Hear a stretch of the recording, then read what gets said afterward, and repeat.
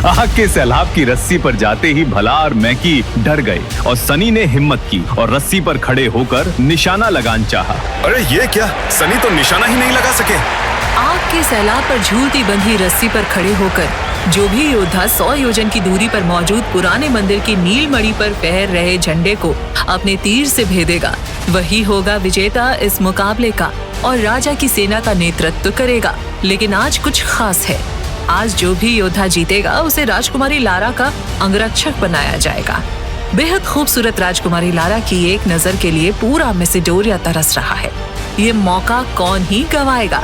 लोगों में हैरानी थी कि तभी एक खूबसूरत काली आंखों वाला योद्धा आग के सैलाब पर बंधी रस्सी पर चढ़ा, धनुष की प्रत्यंचा खींची।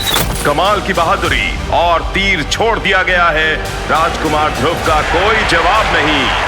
लेकिन ध्रुव से चिढ़ने वाले सनी ने गद्दारी की और एक तीर चलाया ध्रुव के तीर को काटने के लिए, जो ध्रुव के तीर से लगते ही तीर के लक्ष्य को बदल दिया और तीर झंडे पर लगने की जगह जा लगा मंदिर के नीलमणि पर और मणि हजारों टुकड़ों में बिखर गया।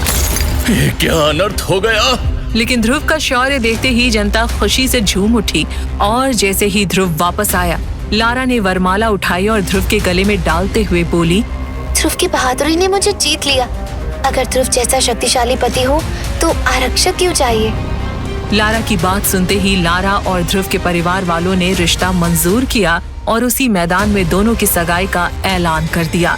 लेकिन तभी वक्त रुका और हुई एक आकाशवाणी। अपराध हुआ है ध्रुव से, घोर अपराध। मंदिर की नीलमणि से सुरक्षित था पूरा मैसेडोरिया, लेकिन शक्ति प्रदर्शन के कारण नीलमणि टूट गई। इसीलिए ध्रुव की शक्तियां छीनी जाती हैं।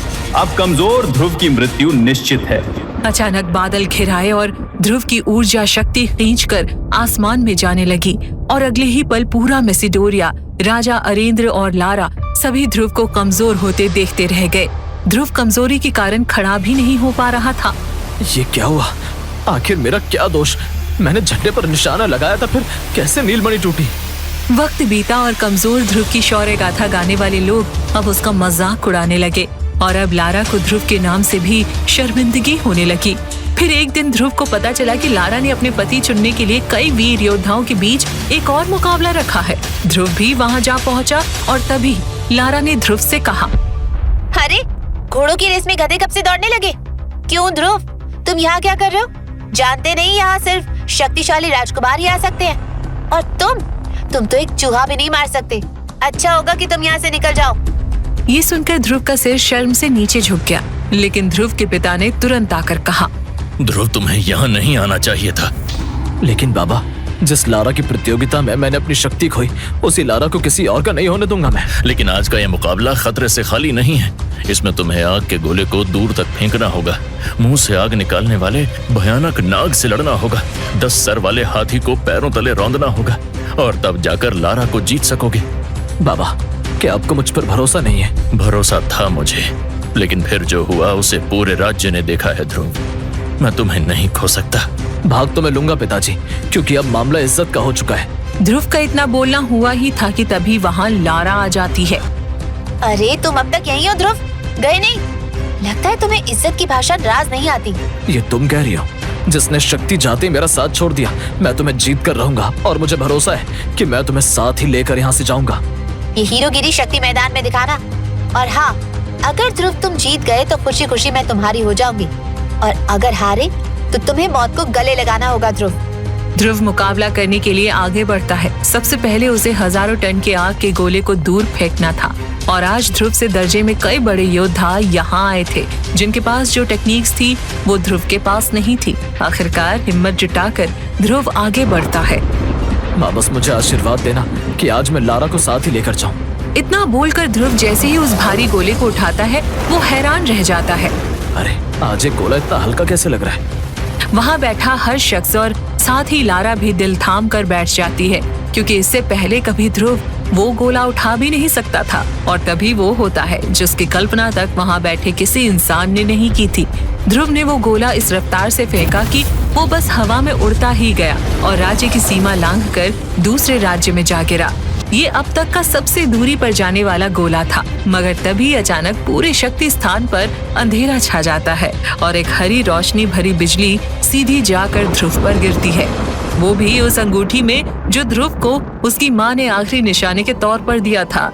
अचानक ही ध्रुव के सामने अंधेरा छाने लगता है और उसी बेहोशी में उसे एक बूढ़े आदमी का चेहरा दिखाई देता है। मैं तुम्हारा ही इंतजार कर रहा हूँ ध्रुव, मेरे पास आओ। अचानक ही ध्रुव की आंखें खुलती हैं तो वो खुद को जमीन पर गिरा हुआ पाता है और तभी शक्ति स्तंभ पर उसके सितारे दिखाई देते हैं। खराब प्रदर्शन, 3 सितारे। नहीं, ये नहीं हो सकता। मेरा गोला तो सबसे दूर गया था, फिर ये सितारे। वहाँ बैठे किसी भी इंसान को समझ नहीं आ रहा था कि आखिर ये कैसे मुमकिन था। सबने देखा कि कैसे ध्रुव ने गोले को इतना दूर फेंका और उसके बाद भी उसका सिर्फ तीसरा सितारा आया और इस हिसाब से ध्रुव को मुकाबले से बाहर होना होगा।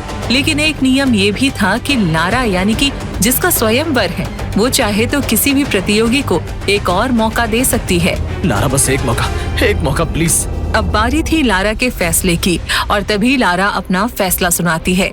मेरा फैसला है कि ध्रुव की धड़कनें तेज हो गई। पूरा शक्ति स्थान अब चुप था। हर किसी की नजर लारा पर थी। क्या वो ध्रुव को एक और मौका देगी या यहीं उसकी कहानी खत्म हो जाएगी? मेरा फैसला है कि मैं ध्रुव को एक और मौका दूंगी, लेकिन उससे पहले ध्रुव को मुझसे लड़ना होगा। अगर ध्रुव ने मुझे उस लड़ाई में हरा दिया तो वही होगा जो ध्रुव चाहता है, लेकिन अगर मैं जीत गई तो अपनी मौत पक्की समझना। ध्रुव, कहो, करोगे मुझसे मुकाबला? है दम एक लड़की से मुकाबला करने का? लारा का ये फैसला सुनकर सब लोग हैरान थे। वहीं ध्रुव के पिता अरेंद्र के पैरों तले जमीन ही खिसक गई। ध्रुव खुद हैरान था क्योंकि सबको पता था कि लारा सबसे ज्यादा शक्तिशाली थी और लारा को हराना नामुमकिन था। अब सबकी नजरें ध्रुव पर थी। सब जानना चाहते थे कि अब ध्रुव लारा को क्या जवाब देगा। क्या ध्रुव लारा की शर्त मानेगा? क्या वो अपने से ज्यादा ताकतवर लारा को हरा पाएगा? लेकिन तभी ध्रुव ने लारा की आंखों में आंखें डालते हुए कहा, मैं करूंगा तुमसे मुकाबला लारा, मैं हराऊंगा तुम्हें। ठीक है ध्रुव, तो अब ये स्वयंवर भी तभी होगा जब तुम मुझसे लड़ने के लिए तैयार हो जाओ। इतना कहते ही लारा ने एक आखिरी बार ध्रुव को देखा और वहाँ से चली गई। वहीं ध्रुव भी मैदान से निकलकर सीधा एक कब्रिस्तान की ओर बढ़ गया। ध्रुव की आंखों में बदले की आग जल रही थी, लेकिन सवाल तो ये था कि कब्रिस्तान ही क्यों? ऐसा क्या था उस कब्रिस्तान में? क्या ध्रुव लारा पर कोई काला जादू करने वाला था या फिर वो कुछ ऐसा करने वाला था जिसके बारे में कोई सोच भी नहीं सकता था? आज मुझे मेरे सवालों के जवाब चाहिए। आज मैं जानना चाहता हूँ कि आखिर मेरे साथ ऐसा क्यों हो रहा है। ध्रुव जैसे जैसे कब्रिस्तान में बढ़ने लगा, अचानक वहाँ की हवा भारी हो गई। ध्रुव के सामने घना कोहरा छाने लगा। उसे कब्रिस्तान की गेट के अलावा कुछ भी नजर नहीं आ रहा था। ध्रुव की धड़कन अब तेज होने लगी थी। उसने जैसे ही आगे कदम बढ़ाया तभी कब्रिस्तान का गेट धीरे धीरे अपने आप खुलने लगा। ये देखकर ध्रुव के पसीने छूट गए, लेकिन उसके कदम नहीं रुके। ध्रुव जैसे ही आगे बढ़ा तभी उसे लगा जैसे कोई उसका कंधा छू कर गया। वो झटके से पलटा, लेकिन पीछे कोई नहीं था। तभी ध्रुव ने कहा, कौन है यहाँ? सामने आओ। देखो, मुझे ऐसे डराकर कोई फायदा नहीं है। मैं डरने वालों में से नहीं हूँ। उस आवाज को सुनकर ध्रुव वहाँ से भागा और सीधा एक कब्र से लिपट गया। ध्रुव ने जैसे ही उस कब्र को छुआ, कब्रिस्तान का पूरा माहौल बदल गया। जो घना कोहरा चारों ओर था वो छट गया था। आवाजें आनी बंद हो गई थी।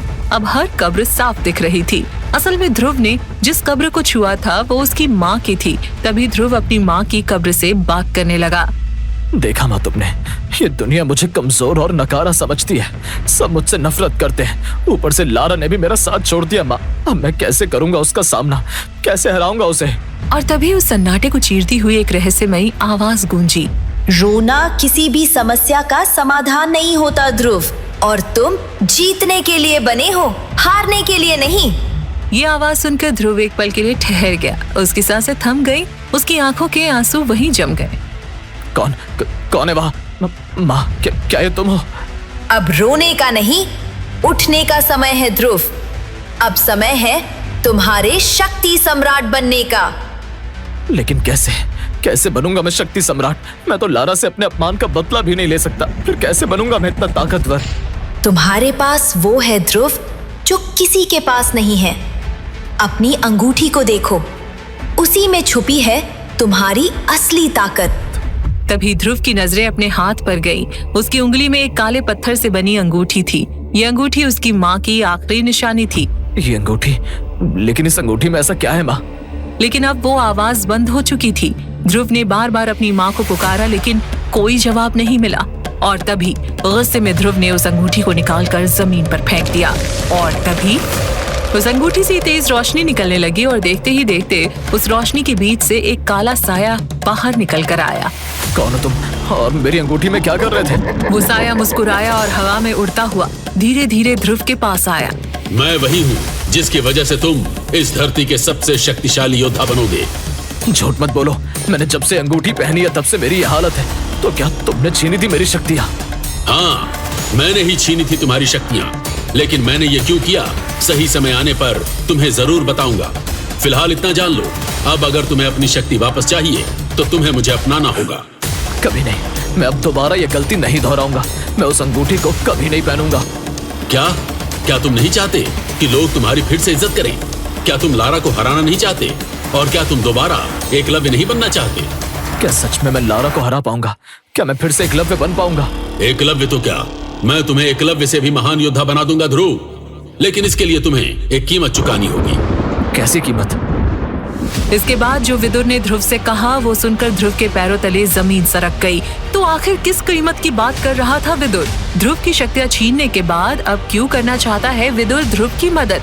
क्या सच में विदुर लौटा सकता है ध्रुव की शक्तियां? और सबसे बड़ा सवाल, क्या ध्रुव दे पाएगा अपनी होने वाली बीवी लारा को मौत? इन सभी सवालों के जवाब जानने के लिए अभी डाउनलोड करिए पॉकेट FM ऐप और सुनिए ये सुपर हिट शो सुपर योद्धा, वो भी मुफ्त में।